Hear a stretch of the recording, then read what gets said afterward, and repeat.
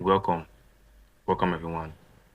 Detaching yourself from circumstance is one of the most difficult things for most people to do. They like to cling to things, which causes the worry and the fear, especially when it becomes a habit. In this lesson, I'm going to teach you how to detach yourself from circumstance the right way.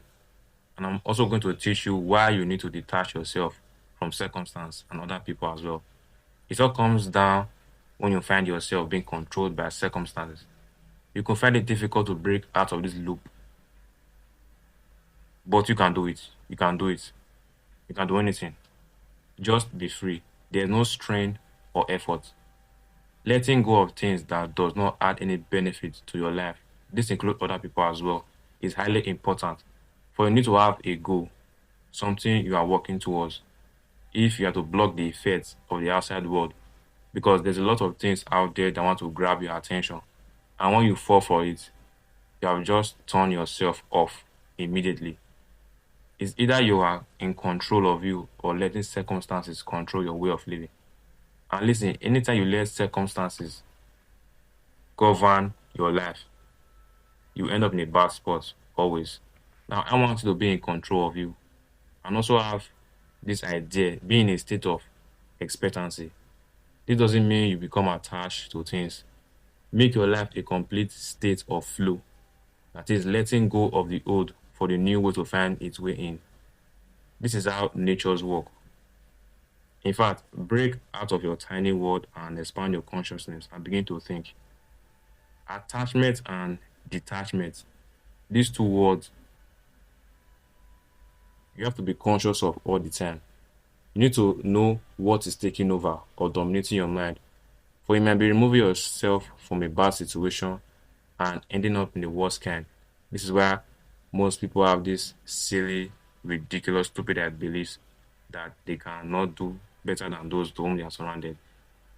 They just settle for less all day long.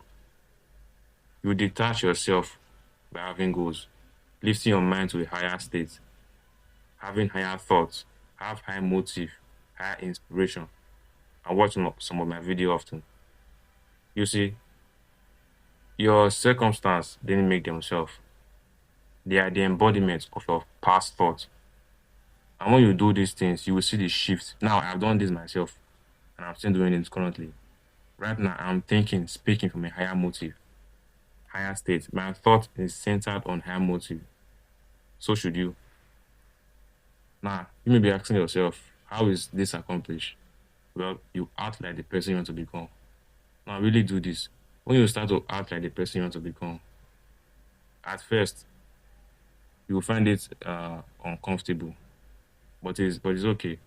It means that your result, your circumstance is in a state of recreation to correspond with that person that you choose to become. It's really interesting the way things works, the way it works, when you really understand the mind properly. When you realize that nothing ever happens by luck or chance. You are the highest form of life on the planet. You are God's highest form of creation, and you can do anything. And that's what there is to it. It's not an accident that from all the creations, you and I are the only conscious being on the planet. Now think. You deserve all there is, but you have a choice. Nothing ever happens by luck or chance. Must remember that everything you will ever have or be happened as a result of our changing laws. Emerson said, even the dust and feathers goes by law and not by luck. And as is so, shall he reap. What I want you to do is, right now, what I want you to do is, anything you are doing as you go through the day, ask yourself, is this going to get me to where I'm going? If it's not, get rid of it. If it is, well, accept it.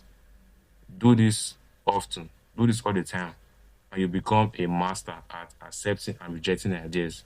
Now, stay with me. I'll be back with more important lesson. So, bye for now.